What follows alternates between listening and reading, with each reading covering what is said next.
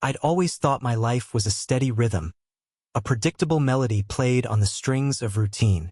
My name's Daniel, a 42-year-old architect with a modest firm in Portland, and for 15 years, I'd been married to Claire. She was the kind of woman who lit up rooms, blonde curls cascading over her shoulders, eyes like a summer sky, and a laugh that could thaw the iciest of hearts. We'd built a life together. A cozy house with a wraparound porch, a golden retriever named Max, and 2 kids, Emma, 12, and Liam, 9. I wasn't the jealous type. I trusted her implicitly. She worked as a freelance photographer, often traveling for shoots, and I'd always admired her passion. Our days were filled with the humdrum of school runs, late-night Netflix binges, and her stories of quirky clients. It was ordinary, yes, but it was ours. That all changed one October evening. The air was crisp, leaves crunching underfoot as I pulled into our driveway after a long day sketching blueprints. Claire had been away for a weekend shoot in Seattle, and she'd texted me that morning saying she'd be home by dinner. I'd planned to surprise her with her favorite, homemade lasagna, and the kids were buzzing with excitement. But when I walked in, the house was dark. No warm glow from the kitchen, no clatter of her unpacking her camera gear. Just silence, punctuated by Max's soft whine from the living room. I called her name, my voice echoing off the hardwood floors. Nothing. Her car was in the garage, though. I checked my phone. Her last message was from 10 a.m. A casual love you. See you tonight. I dialed her number, and it rang upstairs. Following the sound, I climbed the steps, my gut tightening with each one. In our bedroom, her phone buzzed on the nightstand, next to her purse and keys. Her jacket was slung over the chair. She'd been home, but where was she? The kids were at my sister's for a sleepover, so the house should have been empty. I stood there, staring at her things, a cold unease creeping up my spine. Something was off, very off. I started searching. The closets, the bathroom, even the attic, nothing. Then I noticed the back door ajar, just a sliver, letting in a draft. I stepped onto the porch, the wind rustling the trees, and that's when I heard it. A low murmur, a laugh I knew too well. It came from the shed in our backyard, a little wooden structure she used as a darkroom for her photography. My heart thudded as I approached, the grass damp under my boots. The door was cracked open, a faint light spilling out. I pushed it wider and the world tilted. There she was, Claire, her arms wrapped around someone, her lips pressed to his in a way I hadn't seen in years.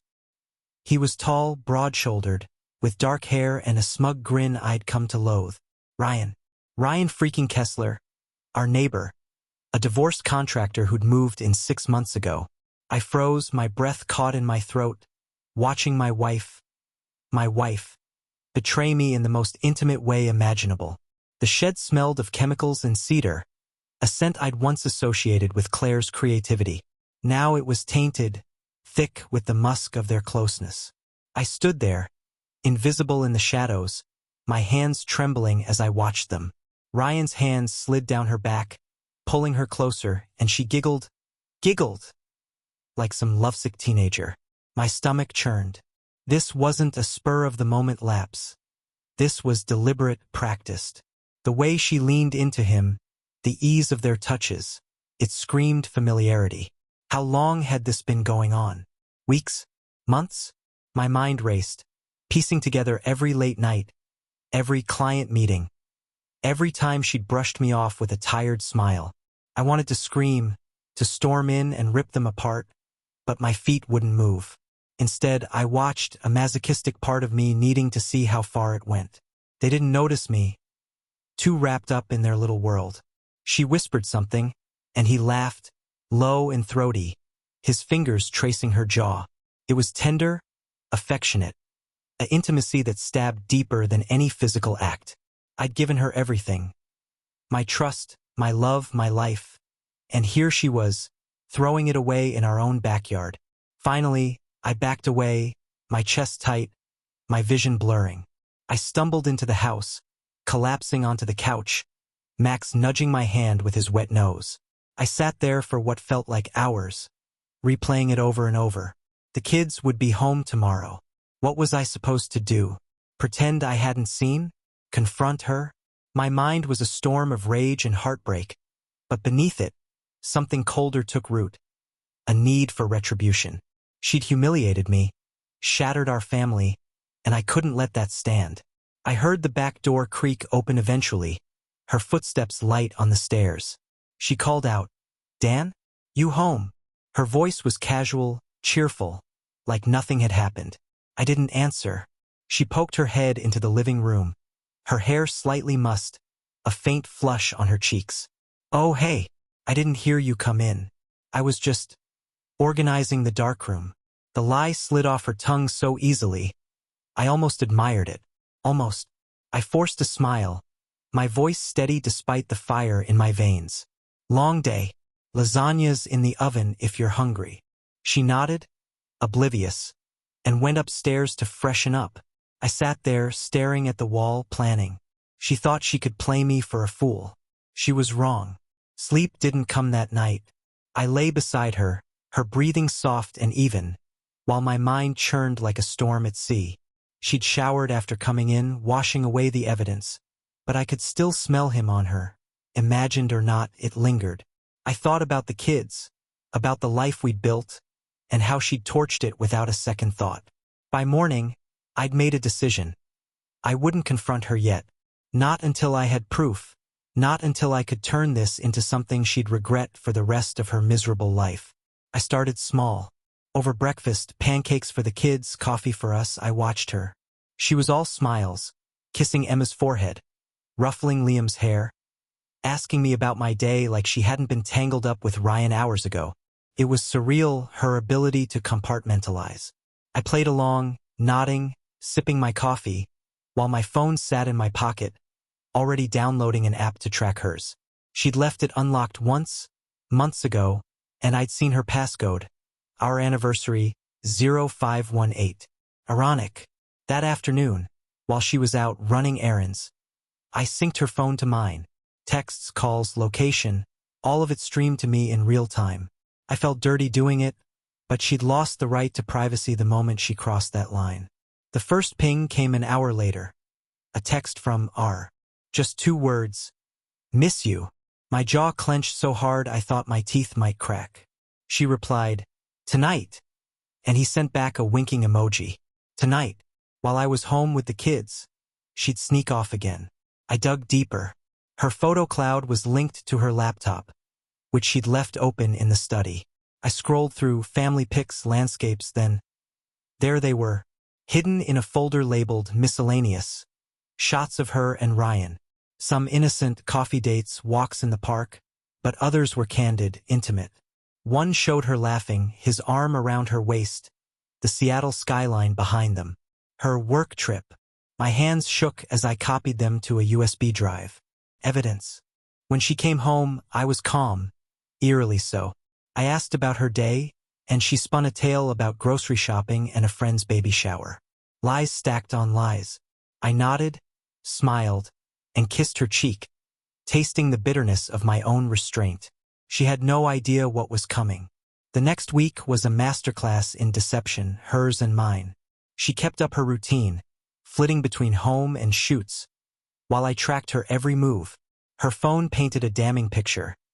Late-night texts with Ryan, meetups at his place when I was at work, even a quick rendezvous in a hotel downtown. She told me she was meeting a client. The GPS said otherwise. Each ping was a dagger, but I didn't flinch. I was building something, a case, a trap, a reckoning.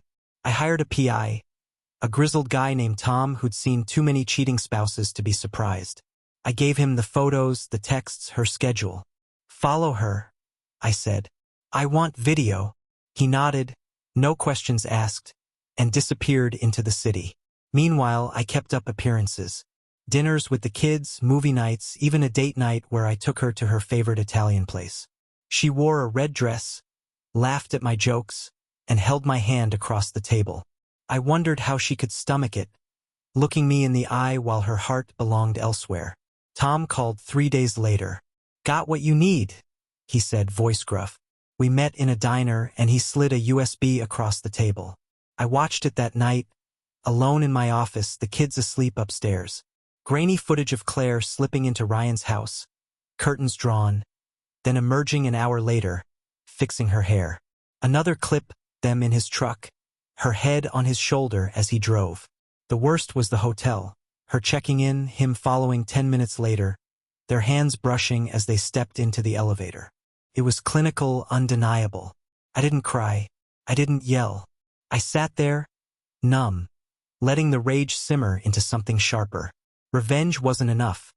It had to be cruel, calculated. A wound she'd carry forever.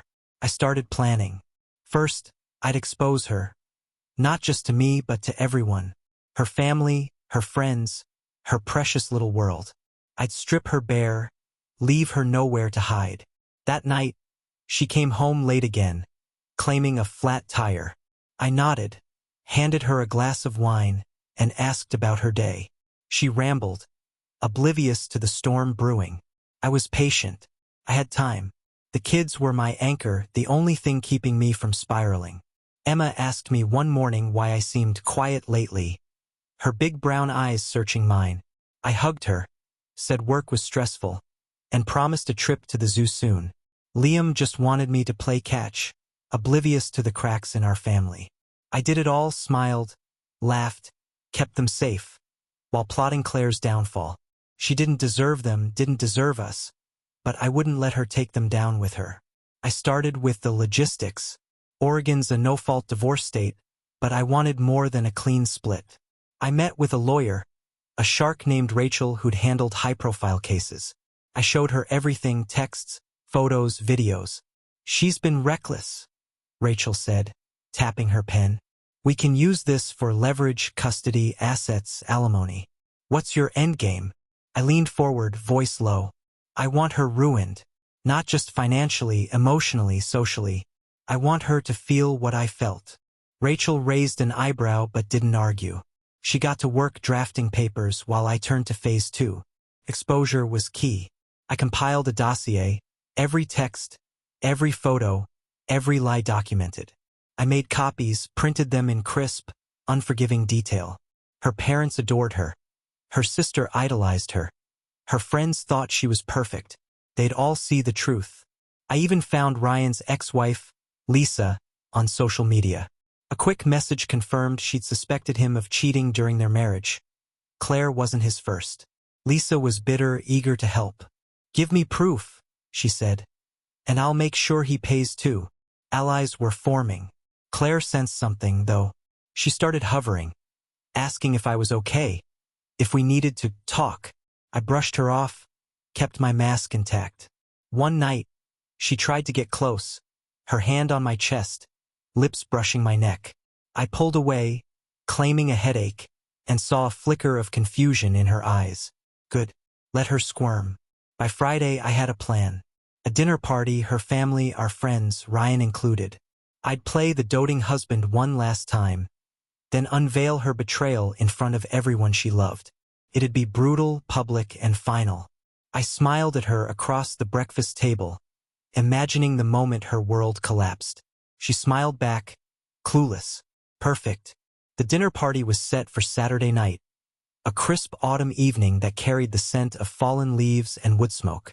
I spent the week preparing not just the food, but the stage. I invited Claire's parents, Tom and Linda, who'd always treated me like a son. Her sister, Megan, a chatty schoolteacher with a penchant for gossip, and a handful of our mutual friends, people who'd toasted our wedding, celebrated our kids' births, and called us couple goals. Ryan was the wild card.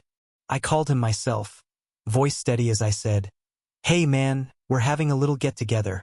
Claire'd love for you to come." He hesitated, then agreed, his tone too casual. I hung up, my grip tight on the phone. He had no idea what was waiting. Claire was thrilled, oblivious to the trap. "A party? Dan, you're so sweet," she said, kissing my cheek as she chopped vegetables for the salad.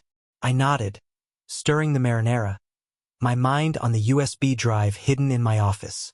The kids were at my sister's again. Better they weren't here for this. I'd rented a projector, claiming it was for a surprise slideshow of old family photos. She bought it, humming as she set the table with our good china. The house buzzed with her energy, and I let her bask in it, knowing it'd be her last night of peace. Guests arrived at 6. Tom clapped me on the back. Linda hugged me. Megan brought a bottle of Pinot. Friends filled the living room, their laughter a stark contrast to the storm brewing in my chest.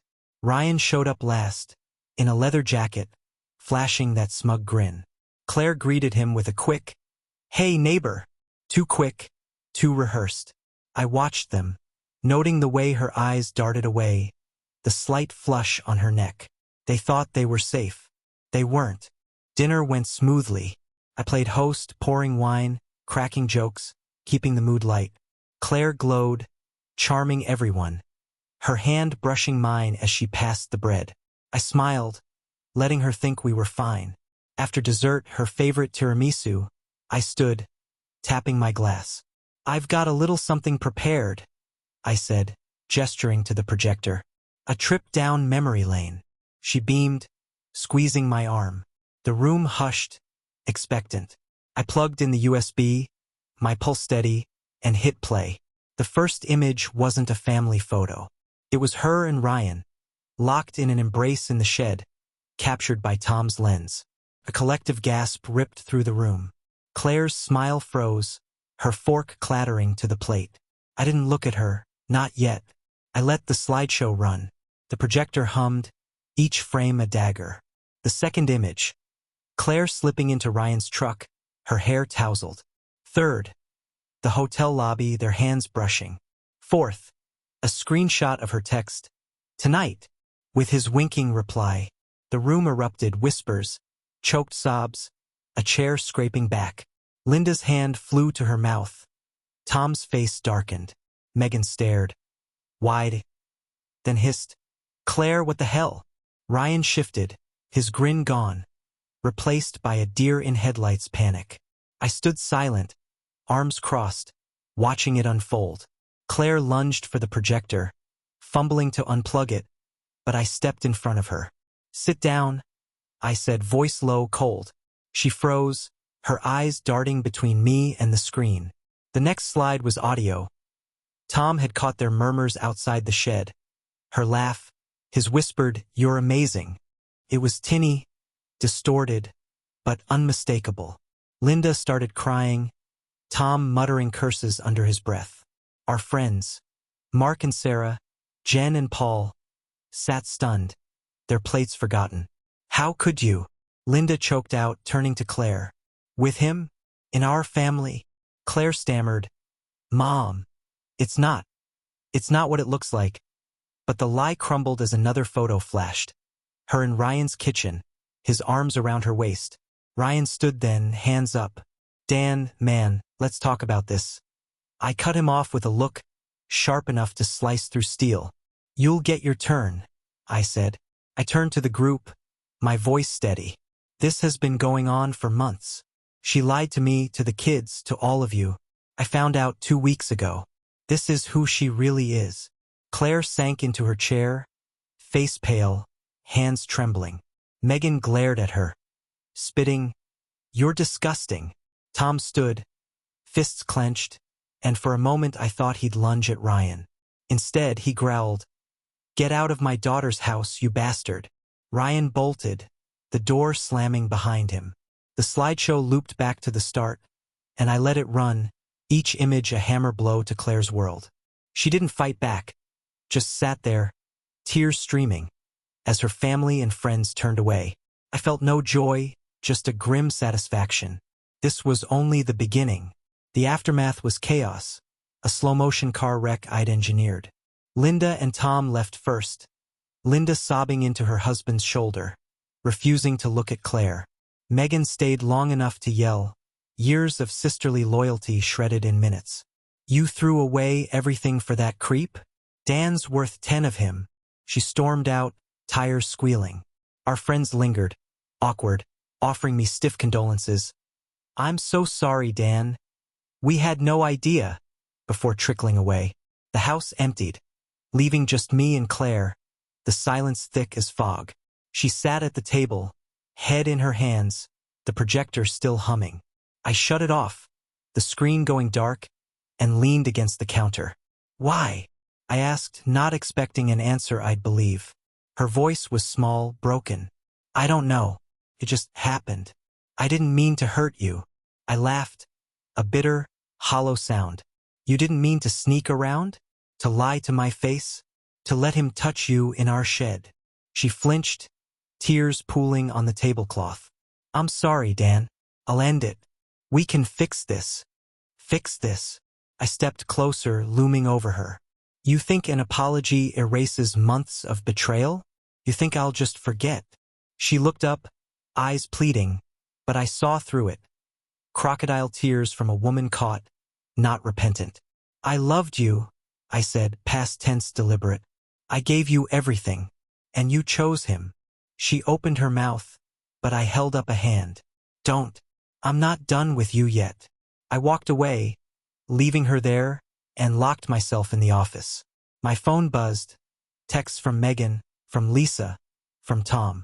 Support was rallying, but I wasn't ready to lean on it.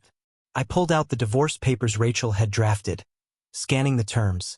Full custody, the house, no alimony. Claire would get nothing but her shame. I added a note. Every asset she'd touched, every dollar she'd spent on him, I'd claw back. She'd be left with scraps.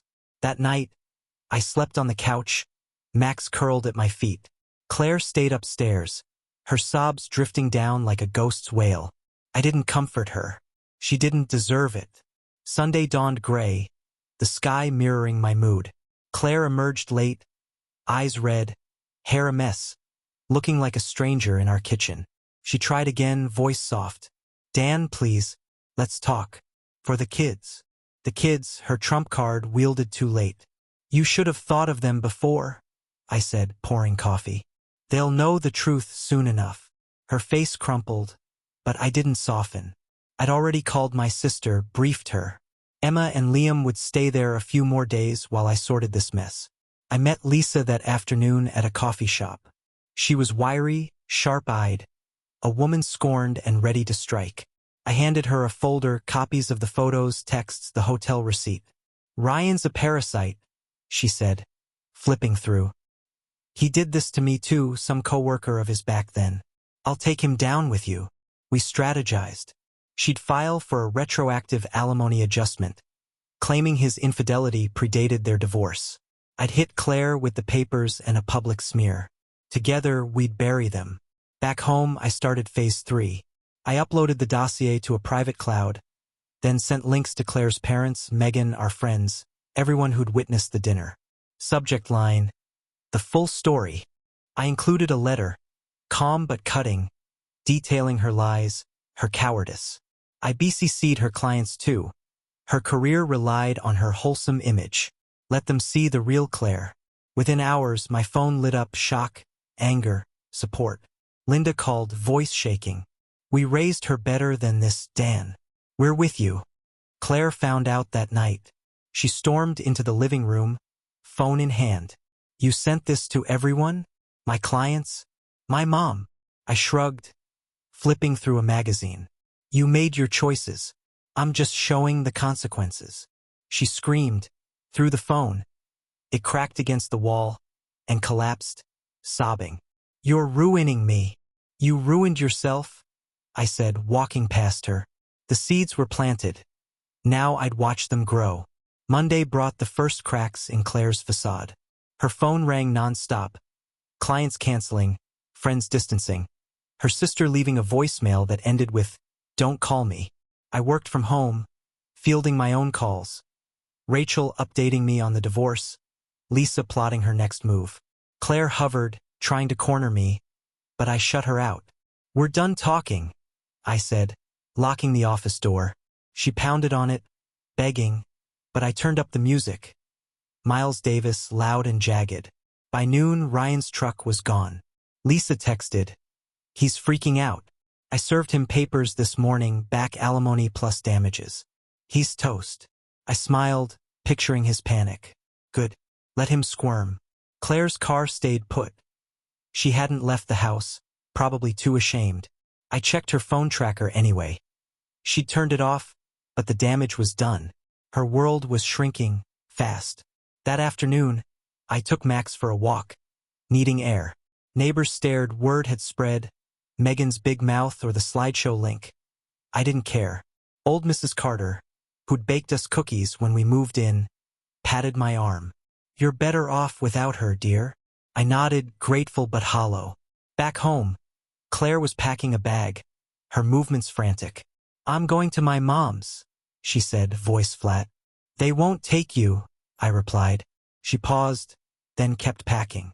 She left an hour later, tires crunching gravel, and the house felt lighter without her. I sat down with the kids that night, back from my sister's. Emma cried. Liam asked if Mommy still loved us. I held them, promised we'd be okay, that I'd never leave. They didn't need her poison. After they slept, I poured a whiskey and stared at the divorce papers. Signing them felt final, but not enough. Claire's ruin was personal. Ryan's would be public. I'd make sure of it. Tomorrow, phase 4. Tuesday morning broke with a quiet I hadn't felt in weeks. The house was mine again. No Claire, no lies clogging the air. I made pancakes for Emma and Liam, their faces still shadowed with questions I couldn't fully answer. "Mommy's taking some time away," I said, keeping it vague. Emma nodded, too smart to push, while Liam shoveled syrup-soaked bites, trusting me to fix it. I'd shield them as long as I could, but the truth would seep out eventually. For now, I focused on the next strike. Lisa called at 9. "Ryan's losing it," she said, glee in her voice. "He's been calling me, begging to settle. I told him to shove it. Courts next week." She dug up more dirt. Texts from another woman during their marriage, bank records showing he'd funneled money to hide affairs. "He's broke now, Dan. Your wife was his latest meal ticket." I grimaced. Claire funding him stung worse than I'd expected. "Keep me posted," I said. "We're not done." I met Rachel at her office, a sleek downtown suite with a view of the river. She slid the signed divorce papers across her desk. "Filed this morning. Claire's been served at her parents'. They called me, furious, but they won't fight you on custody." I leaned back, relief mixing with resolve. "What about the rest?" Rachel smirked. "House is yours, no alimony. She waived it in the prenup if infidelity's proven. The evidence is airtight. She's got nothing." I nodded, but my mind was on Ryan. "He's next," I said. Rachel raised an eyebrow. "Legally or both?" I replied, leaving it there. Back home, I checked the cloud link, hundreds of views, dozens of replies. Claire's clients were dropping her like a hot coal. Her Instagram, once full of artsy shots and glowing comments, was a ghost town. I'd heard through Megan she tried calling friends, only to get cold shoulders or outright hang-ups. Her world was ash and I'd lit the match. But Ryan, he was still standing, still breathing my air. That wouldn't last. I pulled up his contractor website, pristine and professional, and smiled. Time to dismantle it.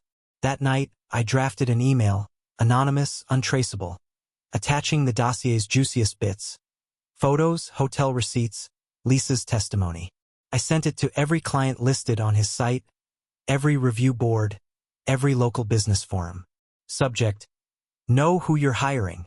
By morning, his Yelp page would be a war zone. I hit send, leaned back, and sipped my coffee, imagining his phone lighting up with cancellations. Wednesday was a slow burn of satisfaction.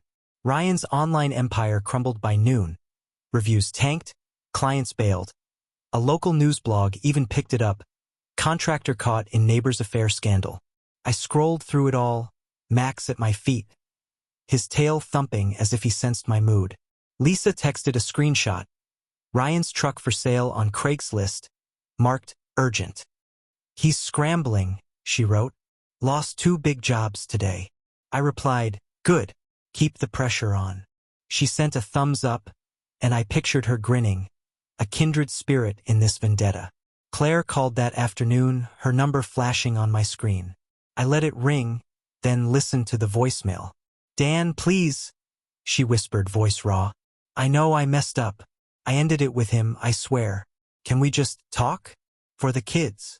The kids again, her shield. I deleted it unmoved. She'd had her chance to think of them. Now she'd face the fallout alone. Megan confirmed it later. Claire was at their parents', sleeping on the couch, persona non grata. Mom won't even cook for her, she said. They're done. I thanked her, hung up, and turned back to my plan. The kids asked to call her that night. I couldn't say no, Emma's eyes were too pleading. I sat nearby as they dialed, her voice tinny through the speaker. I miss you guys, Claire said, choking up. I'll see you soon. Okay? Liam chirped, okay, Mommy. But Emma stayed quiet, handing me the phone after. She sounds sad, she murmured. I hugged her. She's figuring things out, kiddo. We're okay here. She nodded, trusting me, and I vowed to keep that trust intact. I checked Ryan's site again. Down. Replaced by a under maintenance notice. His phone number was disconnected too. The email had worked, a digital Molotov cocktail. But it wasn't enough. I wanted him to see me, to know who'd undone him. I drove by his place that evening, lights off, truck gone. A for rent sign stood in the yard.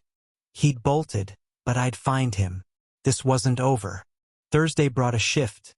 Less chaos, more precision. I took the kids to school. Their chatter a bomb against the storm I'd unleashed. At the office, my team noticed my focus.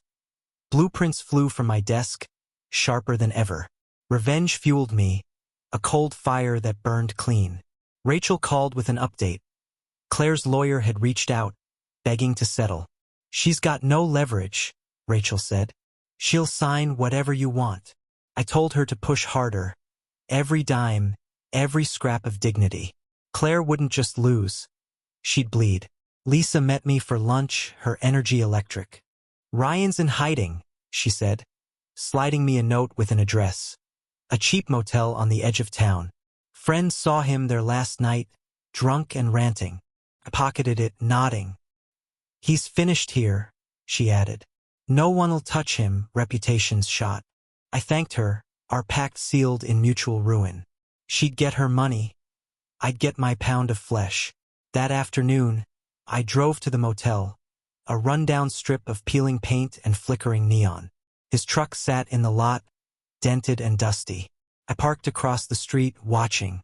He stumbled out around dusk, unshaven, a bottle in hand. He looked small, broken. Not the cocky bastard who'd smirked in my shed. I didn't approach, not yet. I wanted him to stew, to feel the walls closing in. I snapped a photo, sent it to Lisa with a single word. Pathetic, she replied. Finish him. Back home, I framed the divorce terms for Claire, sent via Rachel, no direct contact. Full custody, the house, her car sold to cover legal fees. She'd get her clothes, her camera gear, and a one-way ticket to nowhere. I added a clause. No contact unless the kids requested it. She'd be a ghost in their lives, her choice. The papers went out that night, and I slept soundly, Max snoring beside me. Friday was execution day.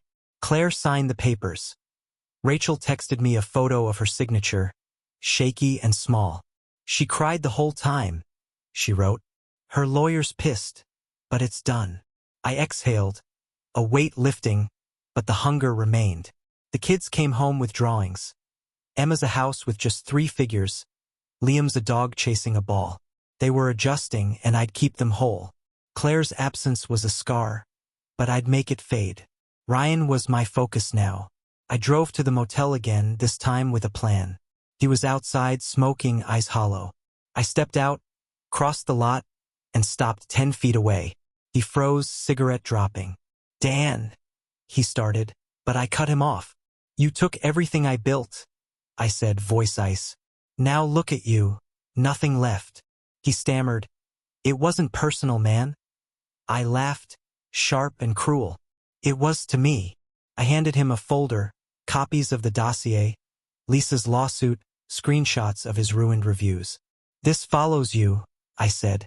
Every job, every town. You're done. He took it, hands shaking, and I saw the fear sink in. I didn't hit him, didn't need to.